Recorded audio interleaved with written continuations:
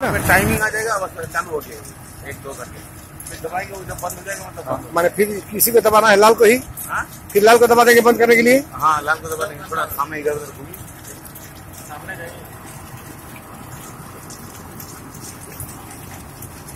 आपने आपको भी तरह घुमा लीजिए तो रिकॉर्ड हो जाएगा कि आप भी यहाँ पे प्रेजेंट थे। लो तुम लोग थोड़ा देख लो। अच्छा तू भी लो, कर लो। दीजिए।